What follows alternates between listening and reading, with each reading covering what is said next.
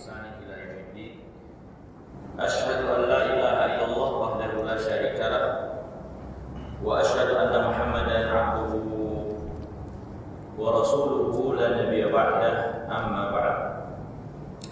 Hadirin yang dirahmati dan dimuliakan oleh Allah Subhanahu wa taala. Alhamdulillah, segala puji hanya milik Allah Subhanahu wa taala. Dengan nikmat dan karunia-Nya kembali kita dipertemukan di kesempatan malam hari yang mulia ini. Dan malam ini adalah malam ke-27 dari bulan Ramadan tahun ini.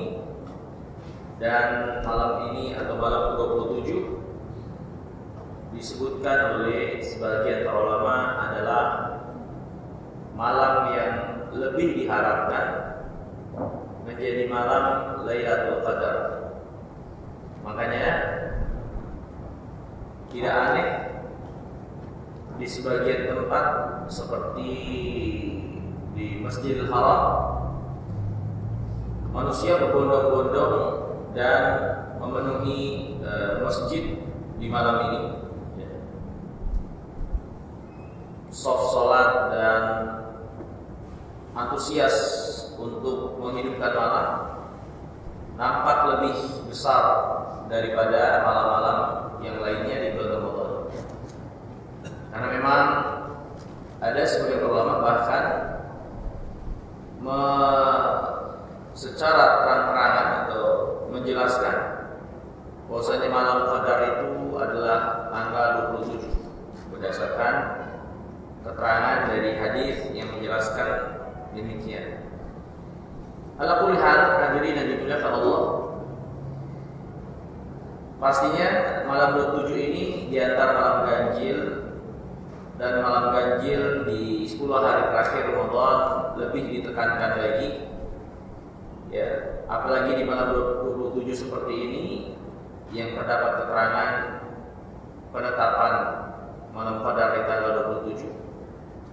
Maka tentunya untuk tidak kita sia-siakan malam yang mulia ini, mengisinya dengan kebaikan, ibadah kepada Allah Subhanahu wa taala dengan penuh iman dan ihtisab, seperti melaksanakan salat, i'tikaf atau amal kebaikan yang lainnya.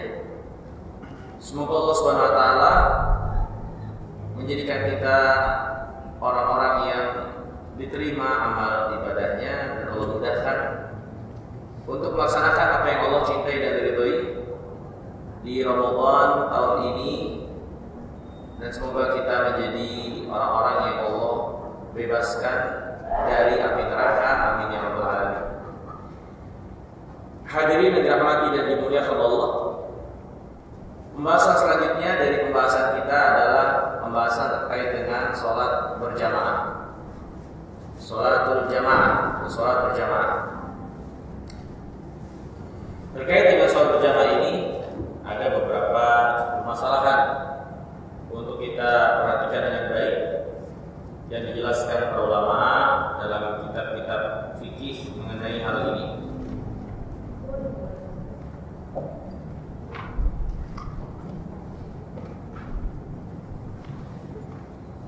Di antara penjelasan tentang sholat berjamaah yang pertama adalah tentang masalah keutamaan dari sholat berjamaah. Keutamaan dari sholat berjamaah. Atau sebelumnya perlu kita definisikan dulu apa yang dimaksud dengan sholat jamaah. Jadi maksud dengan sholat berjamaah adalah fi'l sholat fi jama'atin, melaksanakan sholat dengan berjamaah. Itu minimal 2 orang yang di dalamnya terdapat imam dan makmum. Maka sholat yang dilakukan bersama antara 2 orang dan lebih, maka itu dinamakan dengan sholat berjamaah. Untuk sholat berjamaah ini terdapat keutamaan secara umum dan khususnya adalah sholat wajib bagi laki-laki dengan permasalahan hukum yang akan kita jelaskan nanti. Di antara keutamaan dari sholat berjamaah yang pertama, sholat berjamaah syairah azimah min syair Islam. Sholat berjamaah adalah di antara syiar agama Islam yang besar. Ini syiar yang menunjukkan identitas keislaman dari suatu tempat, suatu wilayah, dari penduduk suatu negeri atau suatu kampung. Ya. Rasulullah SAW sendiri tidak menyerang suatu tempat kecuali sampai mendengar terlebih dahulu azan yang dikumandangkan, yang berarti ada sholat berjamaah yang akan ditegakkan di sana. Maka syiar besar dari suatu tempat yang menunjukkan tempat tersebut adalah tempat yang dihuni atau dilaksanakan syiar Islam yang besar, diantaranya adalah sholat berjamaah. Dia adalah syiar di antara syiar-syiar Islam yang besar. Kemudian di antara keutamaannya lagi dari sholat berjamaah, beberapa hadis yang menjelaskan tentang pelipat gandaan dan ketinggian nilai sholat yang dilakukan berjamaah. Di antaranya adalah hadis Abdullah bin Umar radhiyallahu taala anhuma, Rasulullah SAW bersabda, "Shalatul jamaah afdalu shalatul fardh bi 27 darajah." Salat berjamaah lebih mengungguli salat sendiri sebanyak 27 derajat. Dalam riwayat Abi Sa'id Al-Khudri radhiyallahu taala anhu, Rasulullah SAW bersabda, "As-salatu fi jama'atin ta'dilu 25 salatan. Fa idza shallaha fi falatin fa atamma ruku'ahu wa sujudahu balagat 50 salatan." Salat berjamaah setara dengan 25 salat. Dan kalau dia salat dilaksanakan di tempat padang yang kosong, ya, dan dia sempurnakan rukuk dan sujudnya, maka itu bisa sampai dilipat gandakan 50 sholat. Ya. Hadis ini dihasankan oleh para ulama. Dalam riwayat yang lain dari Utsman bin Affan radhiyallahu taala anhu, Rasulullah SAW bersabda, "Man tawadda'a lis-shalah fa asbagha al-wudu' thumma masya ila salatil maktubah fa shallaha ma'an nas aw ma'al jama'ah aw fil masjid ghufira lahu ghafarallahu lahu dzunubah." Siapa yang melaksanakan wudu untuk salat dan menyempurnakannya, kemudian berjalan menuju masjid untuk melaksanakan salat wajib berjamaah, maka Allah akan ampuni dosa-dosanya. Ya. Dalam riwayat yang lain disebutkan, kalau orang tersebut wudu dari rumah mendatangi masjid, maka setiap langkahnya akan menghapuskan satu kesalahan dan menaikkan satu derajat. Kemudian malaikat senantiasa berselawat kepada orang tersebut selama orang itu terus menetap di tempat sholatnya. Malaikat mendoakan orang itu, Allahumma sholli alaihi, Allahumma arhamhu. Ya Allah, limpahkan salawatmu kepada orang tersebut, rahmati dia. Dan kata Nabi SAW, wala yazalu ahadukum fi sholatin man tadhara shalah. Salah seorang di antara kalian terus dinilai melaksanakan sholat selama dia ada di tempat sholat untuk menunggu sholat berikutnya. Ya. Ini keutamaan sholat berjamaah. Orang datang ke masjid untuk sholat berjamaah dihitung dimulai dari perjalanannya dari rumah. Bahkan ketika dia sudah selesai sholat berjamaah dan tetap di tempat sholatnya untuk menunggu sholat berikutnya, mereka terus berdoakan kepada dirinya, berselawat kepada orang tersebut, ya, mendoakan agar Allah merahmatinya. Nabi yang mulia alaihi wasallam juga bersabda dalam hadis yang diriwayatkan Imam Bukhari, "Law ya'lamun nas ma fil nida' wa safil awal, thumma lam yajidu illa an yastahidu alaihi lastahamu, wa law ya'lamuna ma fi tahjir lastabaqu ilaihi, wa law ya'lamuna ma fil atama wa subh la tawhuma walau habwan." Kalau manusia itu tahu keutamaan mengumandangkan azan dan berada di shaf pertama, dan mereka tidak memiliki pilihan kecuali saling mengundi siapa yang berhak di shaf pertama dan siapa yang berhak azan, maka tentu pasti mereka akan melakukan hal tersebut. Dan barang siapa yang mengetahui keutamaan bersegera mendatangi sholat, tentu mereka akan berlomba-lomba untuk segera mendatangi sholat. Dan kalau saja manusia tahu keutamaan sholat isya dan sholat subuh berjamaah, tentu mereka akan mendatangi sholat isya dan subuh berjamaah walaupun harus merangkak dari rumahnya. Maka ini hadirin yang dirahmati dan dimuliakan Allah, di antara keutamaan sholat berjamaah. Dan juga Nabi yang mulia SAW bersabda, "Man sholal isya fi jama'atin fakannama qam nisfal lail." Siapa yang sholat isya berjamaah, maka dia dihitung seperti sholat setengah malam.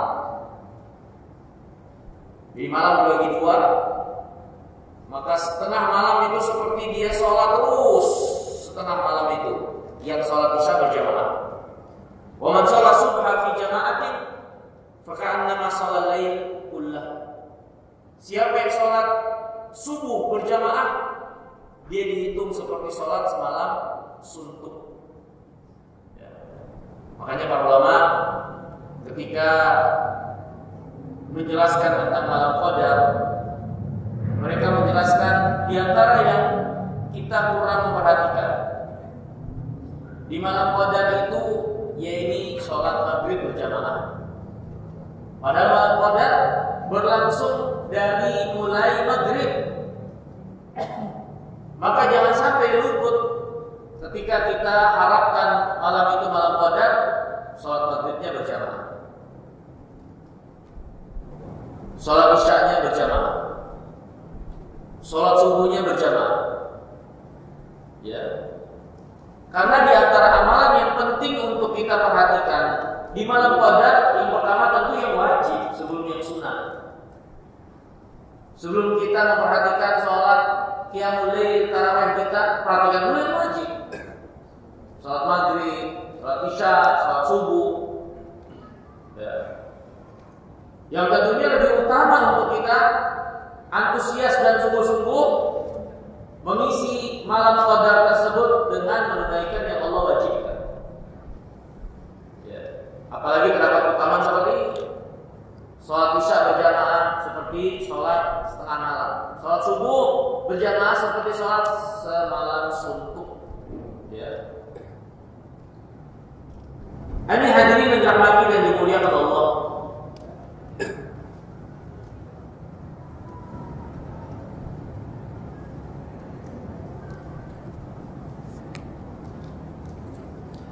Sampai-sampai para ulama mengatakan tentang sholat jamaah dan pentingnya sholat berjamaah. Sholatul jamaah ma'na din wa syiarul Islam, hatta law tarakaha ahlu Misr qutilu wa al-harra jubiru 'alaiha wa ukrihu. Sholat berjamaah itu sangat penting dalam agama ini, yang menjadi syiar besar dari agama kita Islam. Sehingga kalau ada suatu penduduk negeri sepakat meninggalkan sholat berjamaah, negeri itu harus diperangi. Kalau ada satu penduduk wilayah tidak mau menegakkan sholat berjamaah, mereka dipaksa untuk melaksanakannya di tengah-tengah mereka. Sampai sedemikian rupa tentang sholat berjamaah ini menjadi sesuatu yang sangat penting sekali ditegakkan di suatu masyarakat Islam. Ya. Tentu yang dimaksud di sini utamanya adalah sholat wajib berjamaah.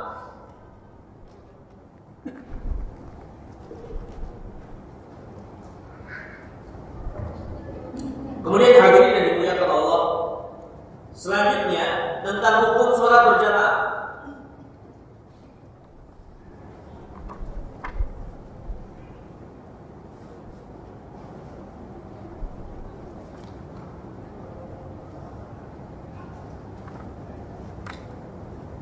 Hukum sholat berjamaah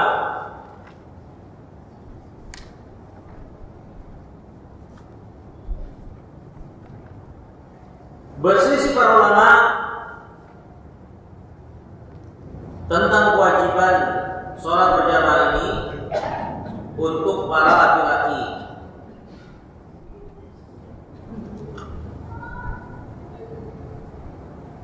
Tapi mereka nampak sepakat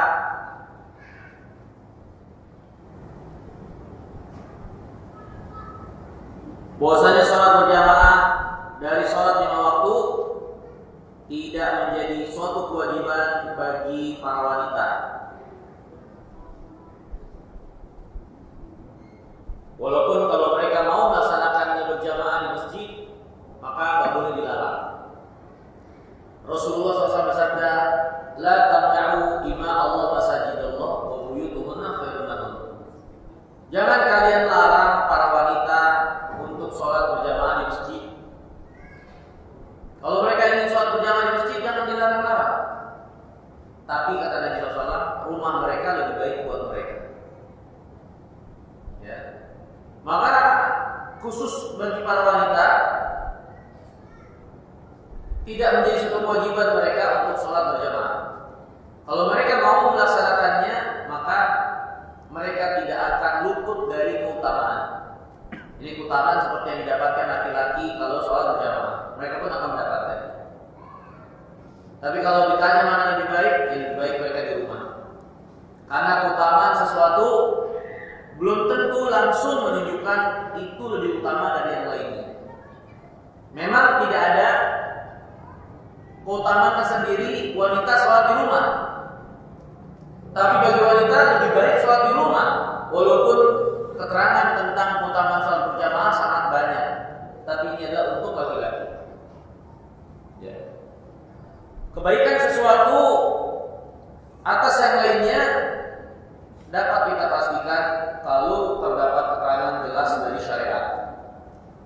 Terkadang yang banyak belum tentu menunjukkan kualitas yang lebih baik dari yang sedikit. Ya. Sholat berjamaah pahalanya banyak jelas, tapi ternyata wanita tetap lebih baik di rumah mereka. Sehingga perhitungan tentang keutamaan satu amal dari yang lainnya bukan hanya dari sisi banyaknya pahala, tapi dari sisi apa yang diinginkan oleh syariat dari ketepatan amal itu untuk dilaksanakan. Ya.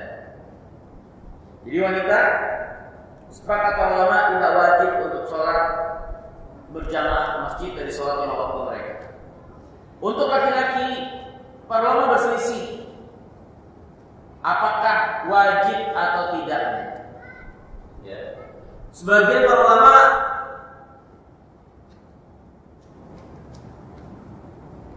menyatakan kewajiban secara ain, ini fardu ain bagi setiap laki-laki yang mendengar azan dan tidak ada udzur untuk mendatangi sholat berjamaah. Maka wajib fardu ain bagi setiap pribadi. Laki-laki yang mendengar seruan azan dan tidak ada udzur untuk mendatangi sholat berjamaah, maka wajib sholat berjamaah bagi orang yang seperti itu. Hanya saja para ulama berselisih, kewajiban ini mempengaruhi keabsahan atau tidak.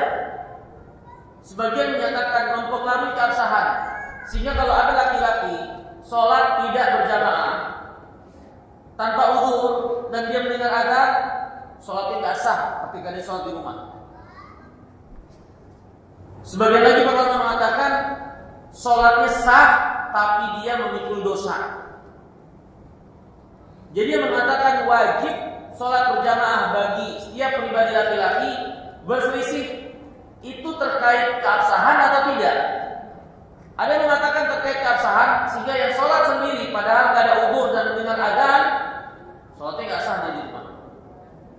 Sebagian lagi mengatakan sholatnya sah tapi ma'al ithim, tapi dia memikul dosa, penyelisihan dan pelanggaran tidak memenuhi seruan atau panggilan dari sholat berjamaah ini. Ya. Dan ini nampak yang lebih kuat dari pendapat ulama yang mengatakan wajibnya sholat berjamaah secara fardhu ain.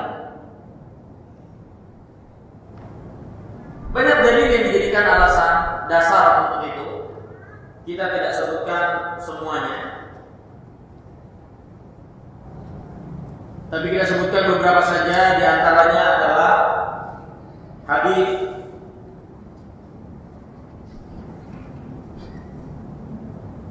tentang seorang yang buta datang kepada Rasulullah SAW. Laki-laki buta ini datang kepada Nabi SAW menjelaskan keadaan dirinya yang kalau ada berkumandang terkadang nggak ada yang mengantarnya ke masjid. Dia bertanya, apakah boleh saya untuk tidak mendatangi masjid atau tidak sholat berjamaah? Maka Nabi yang mulia alaihissalam tidak langsung menjawabnya. Ketika orang ini berpaling dan hendak pergi, Nabi SAW panggil kembali dan barulah beliau jawab, hal tasma'un nidah bisalah, kamu dengar suara azan ya? Si buta ini mengatakan, "Na'am dengar." Maka kata Nabi SAW, "Ajib, ya udah, kalau kamu dengar azan maka datang." Ya. Hadisnya diriwayatkan oleh Muslim, Nasai dan yang lainnya. Hadis ini memberikan kesimpulan buat kita bagaimana orang yang buta ini selama masih mendengar azan tetap disuruh mendatangi sholat berjamaah padahal dia buta. Maka bagaimanakah dengan orang yang nggak buta, nggak ada yang mengkhawatirkan dia di tengah jalan datang ke masjid, nggak ada bahaya yang berarti untuk bisa datang ke masjid, peluangan waktu juga yang ada pada dirinya, terus dia sengaja tidak datang untuk sholat berjamaah ketika azan berkumandang, maka ini suatu yang besar dari sikap meremehkan sholat itu sendiri. Yang buta saja disuruh datang, padahal gak ada yang nganter selama dia mendengarkan azan. Karena tentunya pada zaman Nabi SAW terutama, yang sholat itu masih sedikit, ya, yang terpusat terutama di Masjid Nabawi pelaksanaan sholat berjamaah itu. Ketika azan dikumandangkan, orang akan berbondong ke masjid, dan si buta ini walaupun awalnya tidak ada yang mengantar, tapi pasti di tengah jalan dia akan menemui saudara-saudara yang lainnya yang bisa dan akan peduli untuk mengantarkannya sampai masjid. Makanya Nabi SAW mengatakan, dengar azan nggak dengar, datang. Ya. Ini hadirin yang dimuliakan Allah, pendapat para ulama yang pertama, yang mengatakan dia fardhu ain sholat berjamaah bagi laki-laki yang sudah balik tentunya, dan tapi mereka berselisih apakah ini terkait dengan keabsahan atau tidak. Yang mengatakan terkait keabsahan, maka yang tidak ada uzur tapi tidak sholat berjamaah, tidak mendatangi azan, sholatnya tidak sah, sendirian di rumah nggak sah. Sebagian lagi mengatakan sholatnya sah tapi dia memikul dosa, dan ini lebih kuat dari pendapat ulama yang mengatakan wajibnya itu. Dia wajib tapi tidak terkait dengan keabsahan.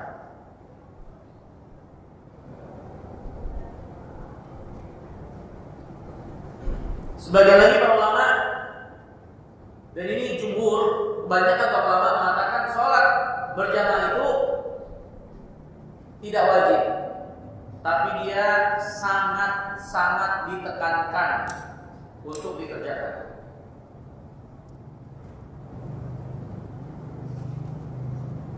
Dan ini pendapat jumhur dari ulama madzhabul arba'ah, 4 mazhab. Ini Imam Abu Hanifah, Imam Syafi'i, dan Imam Malik. Imam Ahmad berpendapat wajibnya sholat berjamaah. Tapi 3 imam yang lainnya mengatakan itu adalah sunnah yang sangat ditekankan, atau minimal tidak menjadi fardu ain. Maksimal dari hukum yang dijelaskan oleh mereka, sholat berjamaah itu fardu kifayah, maksimalnya fardu kifayah. Sebagian mengatakan dia adalah sunnah muakkadah, maksimalnya adalah fardu kifayah. Yang berarti suatu negeri, suatu tempat, suatu wilayah, kalau tidak ada yang melaksanakan sholat berjamaah di wilayah tersebut, dosa semuanya di tempat itu. Kalau sudah ada yang melaksanakannya dan mencukupi, maka menjadi gugur kewajiban yang lainnya. Jadi di mana ada yang berjahit di suatu tempat atau wilayah untuk ada orang yang mengumandangkan adzan dan sholat berjamaah. Kalau sampai tidak ada sama sekali, dosa semua itu satu wilayah. Ini mengatakan dia tidak wajib ain, maksimalnya fardu kifayah. Sebagian lagi mengatakan dia sunnah muakkadah, sunnah tapi sangat ditekankan. Apa dalil mereka kalau sholat berjamaah itu tidak menjadi suatu kewajiban atau tidak menjadi fardu ain? Di antara dalil mereka yang pertama adalah keterangan tentang keutamaan sholat berjamaah. Suatu amalan yang datang keterangannya dengan menjelaskan keutamaan suatu amal, maka hukum asalnya dia tidak wajib. Misalnya amal sesuatu ini utamanya ini. Kalau hanya sekedar keutamaan yang datang dari Al-Quran atau hadis untuk suatu amalan, maka maksimalnya kadar hukumnya itu hanyalah disukai saja. Kita sudah pernah menyinggung di kesempatan yang lalu, dalil yang datang dari Al-Quran dan Sunnah ada keterangan yang berkonsekuensi hukum wajib, ada yang kurang dari itu. Yang berkonsekuensi hukum wajib, dalilnya biasanya datang berupa perintah, kemudian ancaman serta dampak buruk bagi yang melanggar, ancaman neraka atau yang lainnya bagi yang tidak melakukan. Ya, maka kalau keterangan seperti ini, hukumnya juga bisa menjadi wajib. Tapi kalau keterangannya sekedar keutamaan, ya, maka ini tidak sampai atau tidak bisa menaikkan hukum itu menjadi wajib.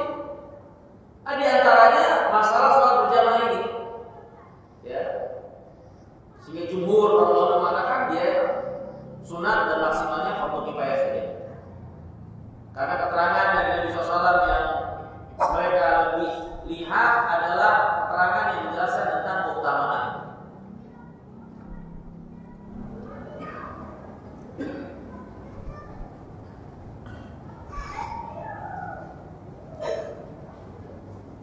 Kemudian hadirin yang dirahmati dan dimuliakan Allah, di antara dalil yang menunjukkan atau menjadi alasan jumhur para ulama sholat berjamaah tidak menjadi kewajiban bagi laki-laki, yaitu hadis Yazid bin Aswad tentang 2 orang yang datang ketika Rasulullah SAW sedang melaksanakan sholat berjamaah di masjid.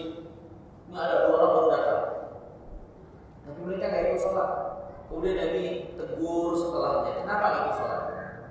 Orang ini mengatakan, atau dua orang mengatakan, kami di sholat di rumah. Kemudian kata Rasulullah SAW, jangan lakukan itu. Kalau kau datang, melihat orang-orang lagi masih sholat, ikut sholat.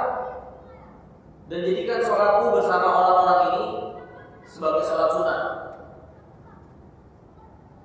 Menarik buat kita, Nabi SAW tidak mencela dua orang ini sholat di rumah mereka.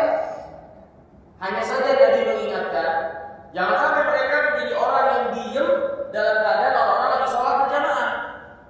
Karena perkara tersebut bisa menjadi satu kesamaran. Ini orang Islam atau bukan, atau ini punya penyakit hati dari orang munafikin yang biasanya enggan sholat berjamaah. Hal-hal yang tidak baik untuk menjadi persepsi terhadap dua orang yang diam dalam keadaan orang-orang lagi sholat. Ya, itu yang dikritisi oleh Rasulullah SAW. Tapi sholat mereka di rumah, Nabi nggak mempermasalahkan. Makanya banyak ulama mengatakan kalau berjamaah nggak wajib. Buktinya Nabi nggak mempersalahkan dua orang tersebut. Ya, walaupun di sini ada medan diskusi ya terkait para ulama yang mengatakan fardu ain, ya, atau yang mengatakan sunat, atau maksimalnya hanya fardu kifayah. Ya.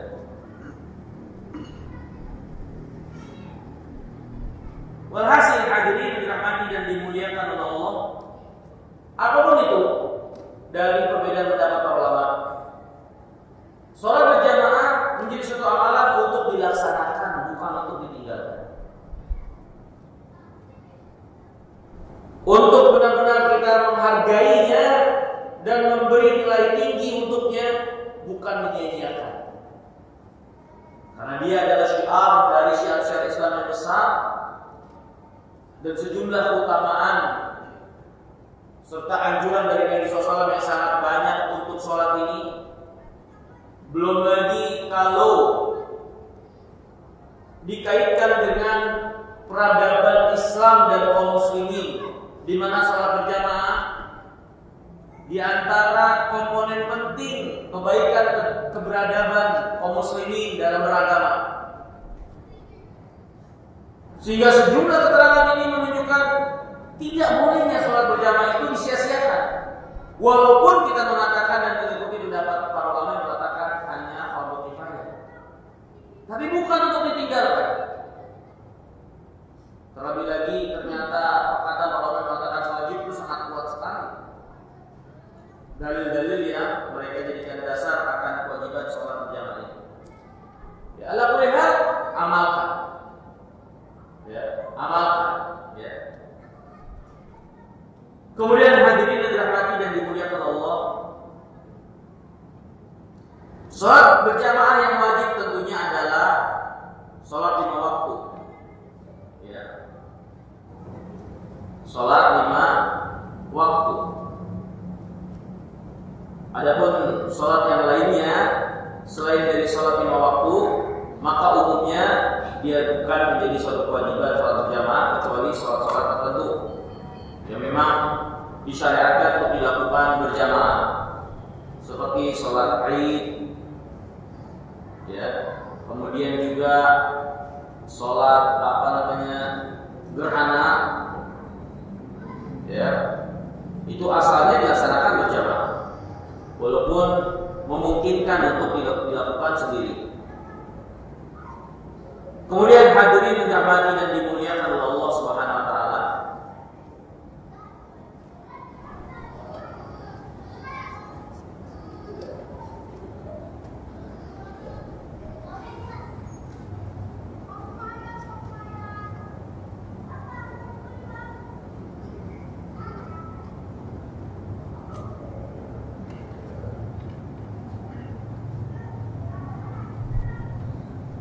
selanjutnya al-adat allati tanaqidu fihi al-jamaah.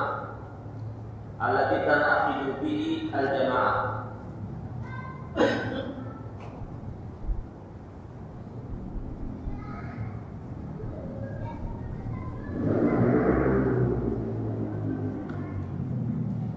Berapa jumlah minimal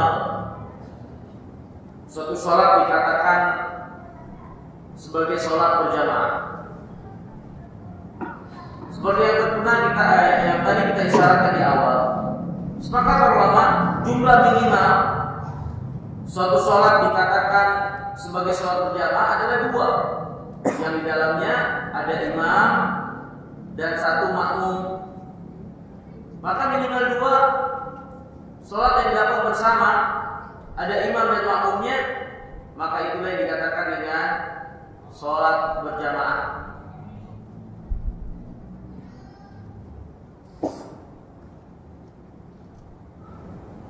Dalil yang menunjukkan akan hal ini diantaranya hadis Nabi yang diriwayatkan oleh Imam Abu Daud. Pernah ada seorang masbuk terlambat, Nabi sudah selesai sholat. Kemudian Nabi mengatakan, "Man yatasaddaq ala hada?"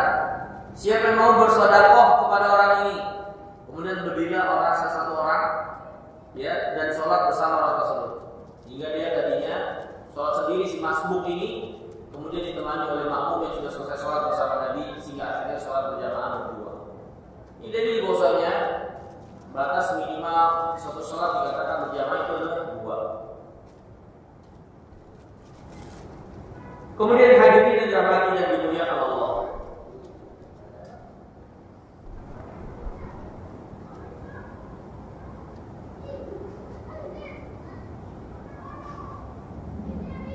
bima tudrakul jamaah. Kapan seorang dikatakan mendapatkan sholat berjamaah? Kapan dikatakan seorang sholat berjamaah atau ikut dalam sholat berjamaah? Para ulama mengatakan dikatakan seorang ikut serta sholat berjamaah kalau mendapatkan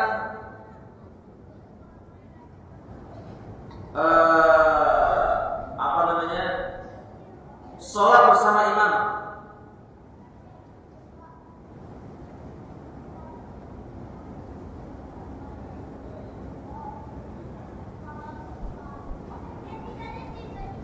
Dengan mengikuti ruku secara sempurna.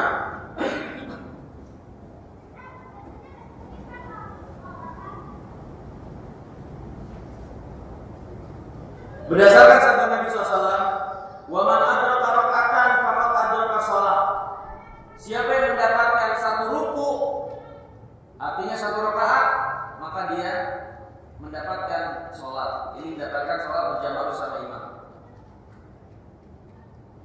Tapi siapa yang tidak mendapatkan minimal 1 ruku atau 1 rakaat, dia datang bersama, maka secara pahala dia dapat, ya. Tapi tidak dikatakan dia sholat bersama jamaah tersebut karena tidak mendapatkan 1 rakaat bersama imam.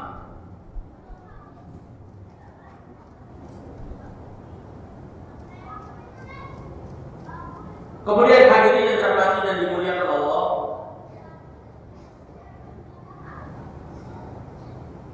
selanjutnya aina tuqamu sholat berjamaah.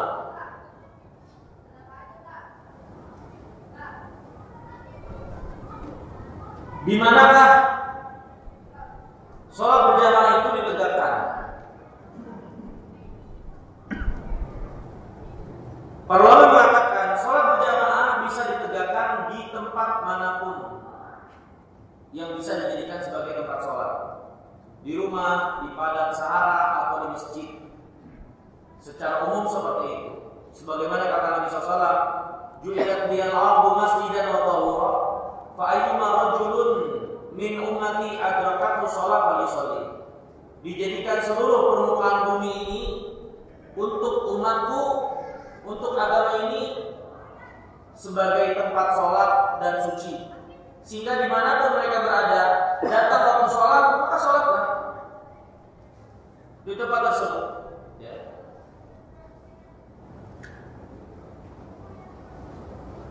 Ini secara umum. Sholat berjamaah bisa dilakukan di berbagai macam tempat, sebagaimana sholat-sholat yang lain. Akan tetapi, untuk pelaksanaan sholat wajib berjamaah, maka masjid adalah tempatnya.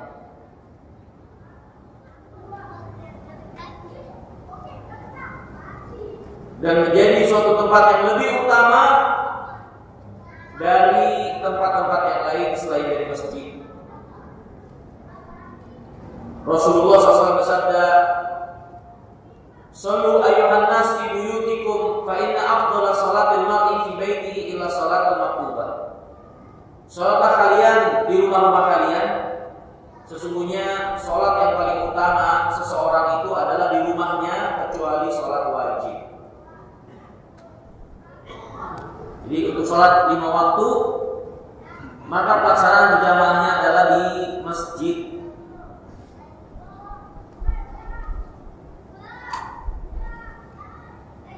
Kemudian hadirin yang dirahmati dan dimuliakan Allah, tadi sudah dijelaskan dan disinggung di awal,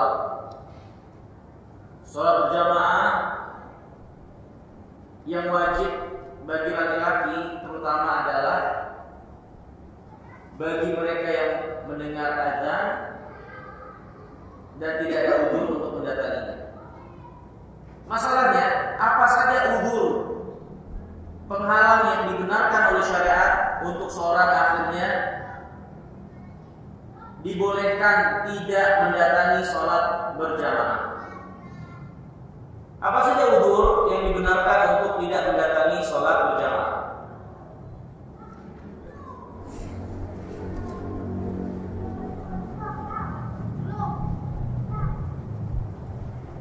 Udzur untuk tidak mendatangi sholat berjamaah terbagi menjadi 2. Yang pertama udzur yang sifatnya umum, yang kedua udzur yang sifatnya khusus. Udzur yang sifatnya umum untuk keseluruhan, diberi udzur untuk tidak sholat berjamaah, tidak mendatangi masjid walaupun azan berkumandang. Ya, udzur secara umum yang pertama adalah al-matar wal wahal, terjadinya hujan atau jalan yang tergenang banjir, becek, banyak lumpur yang memberatkan seorang untuk datang ke masjid. Dalam hal ini para ulama berselisih lagi. Hujan seperti apakah yang menjadi udzur untuk seorang boleh tidak datang sholat? Sebagian mereka mengatakan hujan yang kalau kita terkena membasahi seluruh badan atau cepat membasahi seluruh badan, berarti hujannya deras. Tapi kalau hujan-hujan rintik, ringan, kayak hujan di tengah hari bolong yang hanya turun satu titik, maka seperti ini hujan. Sebagian lagi para ulama mengatakan hujan ya hujan, mau gerimis, mau besar, mau badai, walaupun kecil sekalipun, kalau itu hujan ya sudah, itu udzur untuk datang masjid. Karena menjadi makna udzur karena hujan ini adalah beratnya untuk datang ke masjid. Memang waktu datang, ya, beratnya untuk pulang pergi masjid. Memang waktu datang hujannya kecil, tapi pas pulang bisa jadi hujan itu lama-lama besar dan akhirnya memberatkan. Maka selama itu ada hujan, maka ada udzur untuk tidak datang ke masjid. Walaupun sebagian ulama lain ada yang mengatakan bahwasanya hujannya hujan besar, yang kalau kita keluar membasahi seluruh tubuh, nah itu baru yang menjadi udzur. Ya. Untuk tidak mendatangi sholat berjamaah. Alhamdulillah hadirin yang dirahmati dan dimuliakan Allah. Kalau ada orang yang tetap mendatangi sholat ketika hujan terjadi, apakah itu menjadi suatu keutamaan? Pertama, kalau masalah boleh saja, ya. Tapi mana yang lebih utama, tetap datang atau dia sholat di rumah? Ya. Kalau kita perhatikan, terdapat hadis yang diriwayatkan oleh Imam Bukhari dari Abu Sa'id Al-Khudri.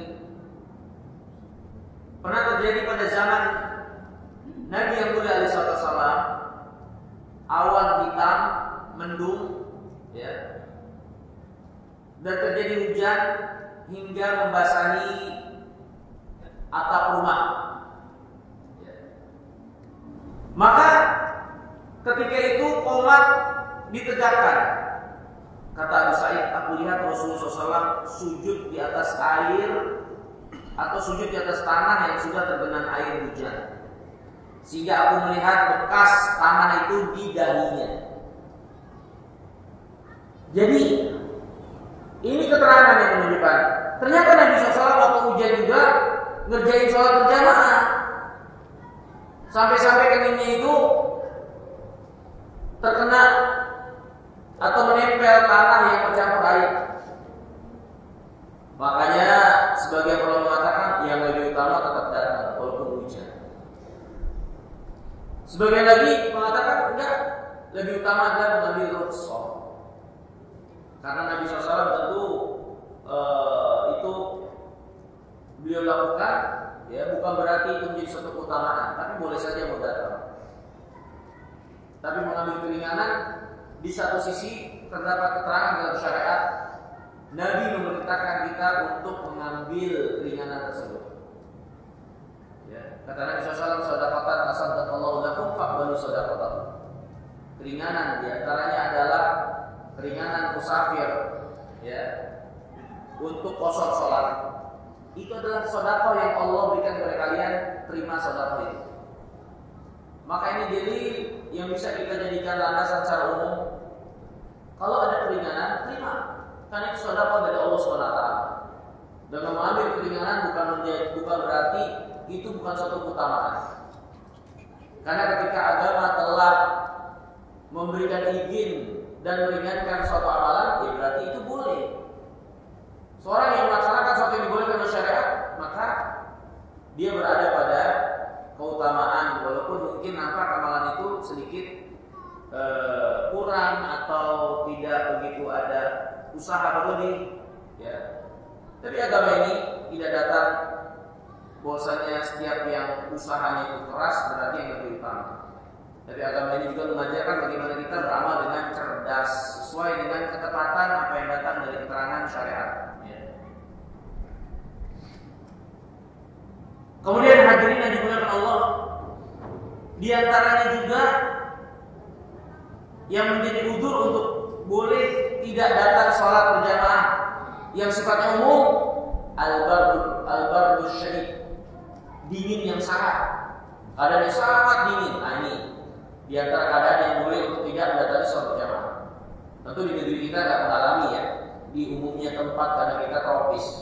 Sebagian tempat mungkin di pegunungan mungkin, tapi di Eropa, ya, Timur Tengah sana, ya, kalau musim dinginnya bisa sampai minus, nah ini bisa jadi pertimbangan untuk tidak mendatangi sholat berjamaah. Ya. Ini udzur yang sifatnya umum, yang bisa dialami oleh siapapun. Suatu keadaan yang menjadi udzur untuk boleh tidak mendatangi sholat berjamaah.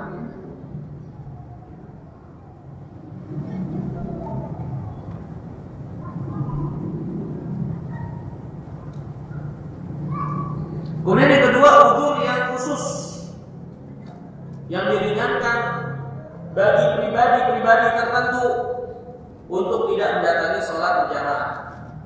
Yang pertama yaitu al-marad, sakit, di mana sakit ini memberatkan seorang untuk datang sholat berjamaah, apalagi dia mengalami sakit yang menular atau, ya, yang membahayakan orang lain.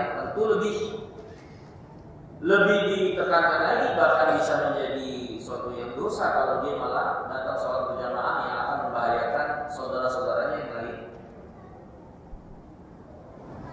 Maka sakit yang memberatkan seorang mendatangi masjid, maka ini sakit yang menjadi udzur untuk tidak mendatangi sholat berjamaah.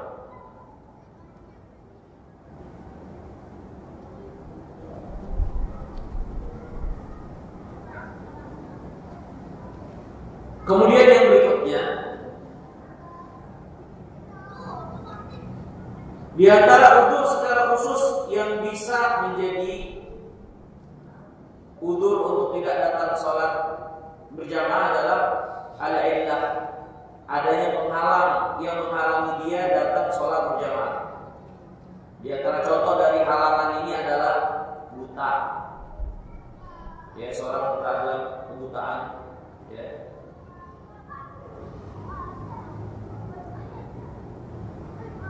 Terutama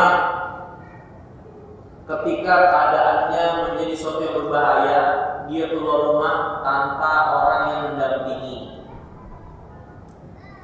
Terus bagaimana dengan hadis orang yang buta itu, yang terus Nabi suruh datangi sholat selama mendengar adzan? Maka bisa dijawab bahwasanya itu terkait suatu keadaan di mana masyarakat semua sholat berjamaah, sehingga ketika dia keluar rumah akan mendapatkan saudara yang lainnya yang akan menjadi pendamping dan mengarahkan dia datang ke masjid. Kondisinya tidak membahayakan dia.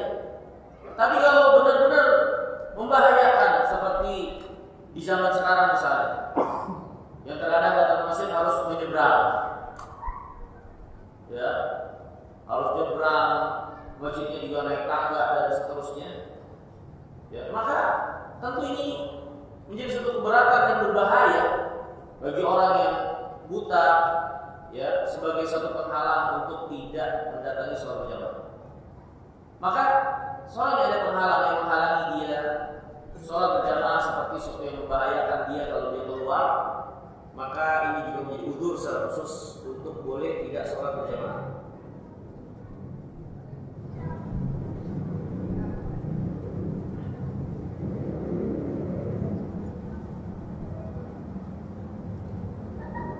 Kemudian yang ketujuh yaitu al-khauf.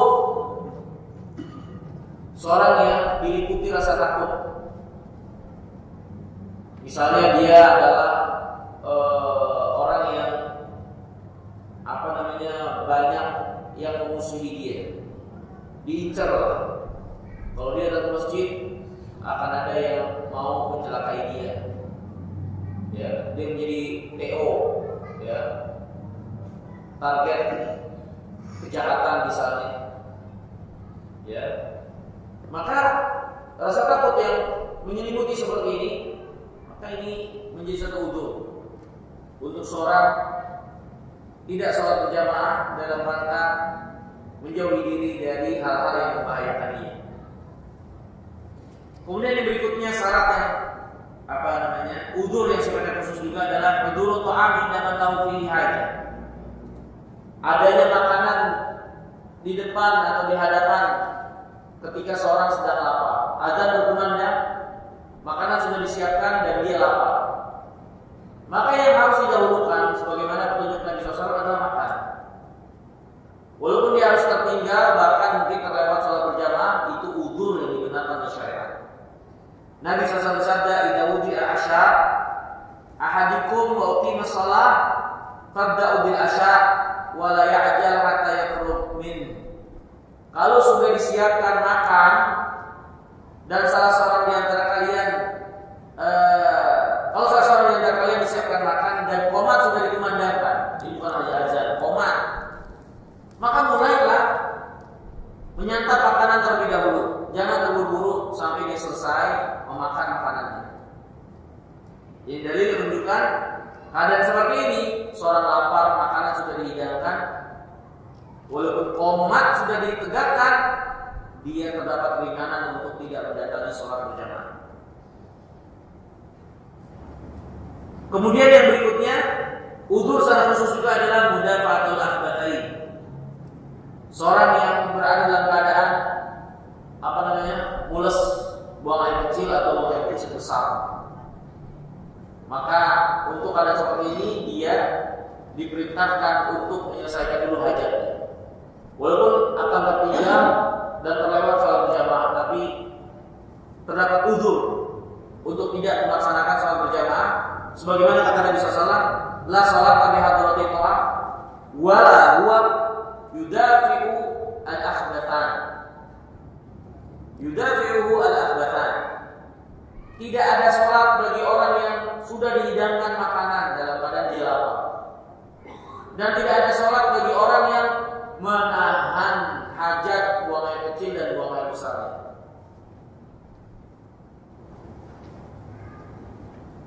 Nabi SAW bersabda dalam hadis yang diriwayatkan oleh Abu Daud, "Idza arada ahadukum an yadhhab al-khala' wa qamatis salat falyabda' bil khala'." Kalau salah seorang di antara kalian ingin pergi ke toilet tapi qomat sudah berkumandang, dahulukanlah kalian ke toilet itu. Selesaikan dulu hajat. Kemudian di antara udzur secara khusus juga adalah aqlul basar wal qawl wa qarra wa nahwiha idza baqiya riha. Seorang yang memakan makanan-makanan yang bau yang akan mengganggu jamaah yang lainnya, maka ini adalah udzur untuk dia tidak mendatangi sholat berjamaah. Atau seorang yang akan membawa bau-bauan yang akan membahayakan dan tidak membuat nyaman sekitarnya ketika dia sholat berjamaah, ini udzur untuk dia tidak mendatangi sholat berjamaah dalam rangka membersihkan dulu dirinya. Dia sikat gigi dulu, cara sikat gigi dulu, dia bersihkan dulu mulutnya, atau dia mandi dulu, bersihkan dulu badannya. Ya, karena kehadirannya bersama sholat berjamaah dengan membawa bau-bauan seperti itu, ini akan merugikan orang-orang yang ada di sekitarnya, menghilangkan kekhusyuan, tidak nyaman, bahkan mungkin bisa jadi membahayakan. Maka seorang yang berada dalam keadaan ini, datang dia ke masjid dengan bau-bauan yang akan membahayakan, memudaratkan, merugikan orang-orang yang sholat bersamanya, maka ini udzur untuk dia bersihkan dulu tubuhnya, hilangkan dulu bau-bauan itu untuk baru dia datang ke masjid.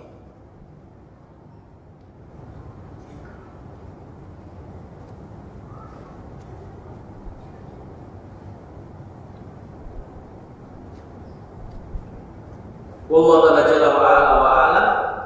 Mungkin ini dulu yang bisa kita pelajari, ya. Nanti besok masih juga tentang sholat berjamaah, ya. Terkhusus terkait dengan tempat sholat berjamaah yang menjadi permasalahan yang perlu untuk kita pahami, ya. Bagaimana sholat berjamaah yang terpisah, ya, antara imam dengan makmum, ya, atau bergelombang, ya, ada yang di dalam, ada yang di luar. Apakah sah seperti itu?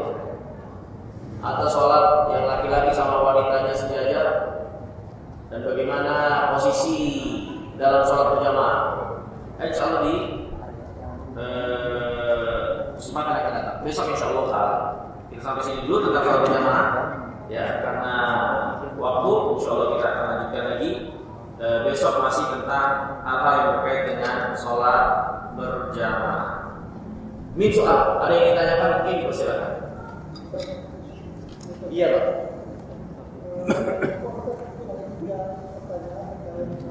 Ya, 3.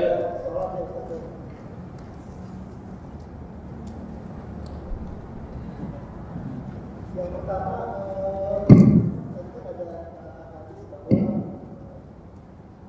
sebaik-baik sholat itu di rumah kecuali yang wajib Ustaz. Nah, kalau ada contoh kasus misalkan sholat subuh Ustaz, artinya misalkan kita rumah tinggal kita tidak ada dari masjid, mungkin di masjid gitu.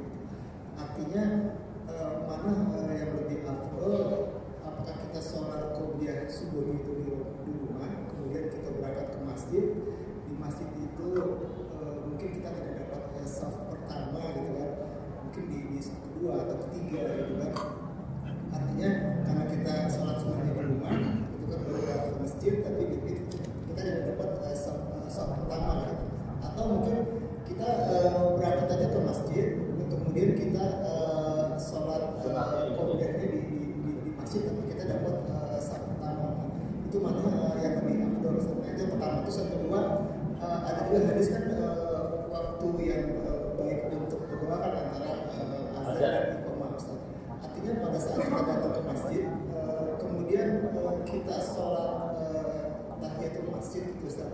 Nah, bisa nggak sholat tahiyatul masjid itu katakanlah tadi sholat subuh, yaitu kita niatnya kita gabung dengan sholat qobliyah, tapi kita setelah itu masih dapat sebelum iqamah kita masih dapat waktu untuk berdoa Ustaz.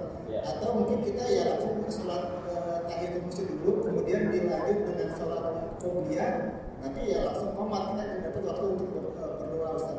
Dan yang terakhir mungkin pada saat kita kondisinya uzur dalam perjalanan di tol gitu, kemudian kita berhenti di suatu masjid, sudah habis waktu jamaah di masjid itu, kemudian namun tidak ada orang lagi di situ, nah kita sholat itu apakah kita sholat tahiyatul dulu atau mungkin setelah itu dilanjutkan dengan qobliyah zuhur misalkan baru kita sholat wajibnya, atau karena udah melebihi waktu awal kita langsung sholat wajib gitu Ustaz. Ya. Jazakallahu Ustaz. Baik, untuk pertanyaan yang pertama, hukum asal ketika bertumpuk di hadapan kita beberapa amalan, mana yang harus kita dahulukan dan mana yang utama, adalah memperhatikan mana yang wajib, yang Allah wajibkan, menyempurnakan dan memperhatikan kesempurnaannya, itu yang harus kita dahulukan. Contoh kasus seperti yang tadi dijelaskan, sholat yang paling utama di rumah kecuali sholat wajib. Kita mau sholat sunat di rumah, jarak dari rumah ke masjid mungkin 5 menitan. Ya kalau kita sholat sunat di rumah nyampe ke masjid, ada kemungkinan kita tidak menyempurnakan sholat berjamaah karena jamaah sudah berjalan, ya kan? Maka kalau keadaan seperti itu, yang utama adalah memperhatikan kesempurnaan sholat wajib. Walaupun sholat sunat di rumah lebih utama, tapi menyempurnakan sholat wajib itu lebih utama. Karena sholat sunat itu kan tetap sunat.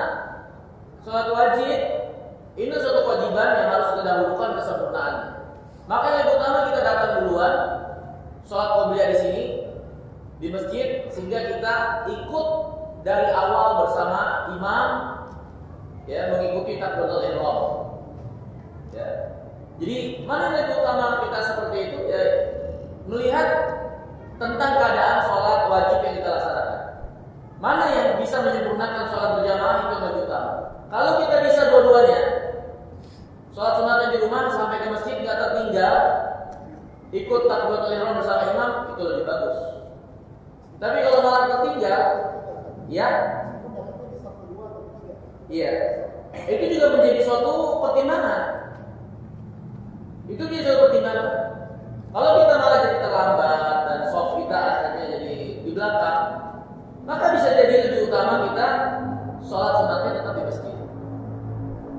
Karena menyempurnakan yang wajib lebih utama daripada kesempurnaan yang sunat. Itu hukum asalnya. Dan begitulah kita ukur untuk amalan apapun itu, ya. Maka yang wajib yang harus kita lebih perhatikan. Pertanyaan yang kedua, di antara yang penting untuk kita perhatikan dari amal ibadah kita, amal itu terbagi menjadi dua, yaitu amal muradun lidzati wa amalun muradun li ghairihi atau maqsudun li ghairihi. Amal yang memang diperintahkan untuk ditegakkan keberadaannya. Yang kedua, amal yang perintah penegakannya untuk yang lainnya. Ya. Yang diperintahkan untuk tegak, ya, keberadaannya seperti sholat wajib. Ya memang itu suatu kewajiban dilaksanakan, itulah yang kita lakukan. Contoh amalan yang ditegakkan untuk yang lainnya, sholat tahiyatul masjid. Tahiyatul masjid dilakukan dalam rangka untuk pemuliaan kepada masjid. Maka dia maksudun li ghairihi. Ketika berada pada satu keadaan bertumpuk amal maksudun li dzati wa maksudun li ghairihi, maka yang dikerjakan adalah yang maksudun li dzati dan maksudun li ghairihi bisa tercover dan masuk terhitung pelaksanaannya. Contoh seperti yang ditanyakan. Kita datang waktu sholat, kita datang ke masjid, ada tahiyatul masjid, ada qobliyah. Sholat mana yang kita lakukan? Karena kita mau doa dan seterusnya. yang kita lakukan cukup sholat qobliyah karena itu maksudun lidzalik. Tahiyatul masjid bagaimana? Sudah tercover dan terhitung dengan qobliyah kita. Karena yang diinginkan dari tahiyatul masjid, ketika kita masuk ke dalam masjid, jangan ada kegiatan lain kecuali sholat. Sholatnya nggak disebutkan apa yang menjadi kekhususan. Pokoknya yang penting sholat. Maka kalau kita di situ ada pelaksanaan qobliyah waktu masuk masjid, itu sudah masuk di dalamnya tahiyatul masjid. Atau kita nggak ada qobliyah langsung sholat wajib, itu juga sudah masuk ke dalam bagian penghormatan kepada masjid. Karena yang penting ketika masuk masjid sebagai penghormatannya adalah nggak ada kegiatan lain untuk dilakukan kecuali sholat. Sholatnya nggak disebutkan apa, bebas. Kalau itu qobliyah waktu qobliyah, kalau itu wajib waktu wajib, maka qobliyah dan wajib itu mengcover tahiyatul masjid. Tapi kalau nggak ada sholat yang lainnya, barulah kita tahiyatul masjid secara tersendiri. Bisa dipahami? Kemudian yang ketiga terkait dengan sholat berjamaah di tempat yang sudah melaksanakan ya, sudah selesai. Sholatnya di mana? Di masjid pinggir jalan, tempat hilir mudik manusia, rest area, atau masjid yang khusus yang ada imam rawatib di situ untuk ditegakkan sholat berjamaah. Dalam masalah ini berselisih pendapat para ulama, tapi yang lebih kuat adalah yang terpenting pelaksanaan kita berjamaah berulang di satu masjid tidak menimbulkan fitnah seperti dualisme dan terjadi terus-menerus di suatu tempat ada dualisme di situ. Misalnya gelombang pertama itu mazhab A, gelombang kedua mazhab B. Kalau sampai terjadi seperti itu di satu masjid, maka sholat berjamaah bergelombang seperti ini menjadi sesuatu yang tidak disukai, bahkan tidak diperkenankan, bisa sampai pada derajat haram karena ini menimbulkan perpecahan di antara kaum muslimin. Tapi untuk masjid yang memang di situ tempat manusia hilir mudik dan tidak ada kepentingan serta tidak berarti dualisme di sana, maka nggak ada masalah. Jamaah pertama selesai, datang jamaah berikutnya. Atau ada udzur, musholahnya itu sempit. Jamaah pertama selesai, gantian. Jamaah kedua, ya seperti ini nggak ada masalah. Nggak ada masalah. Itu maksudnya, Pak.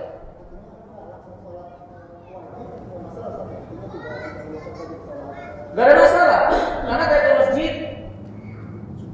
maksudun li ghairihi.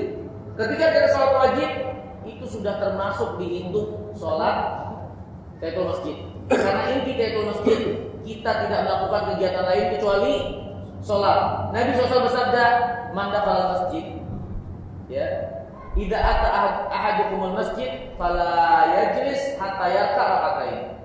Siapa di antara kalian masuk masjid, jangan duduk dulu sampai dia rukuk 2 kali atau melaksanakan sholat 2 rakaat. Ya, jadi intinya gak ada kegiatan lain ketika masuk masjid kecuali sholat. Lalu kita ada beban sholat yang wajib atau sholat qobliyah, maka itu sudah lengkap. Dengan satu sholat itu kita dapat pahala tahiyatul masjidnya. Wallahu ta'ala wa'ala.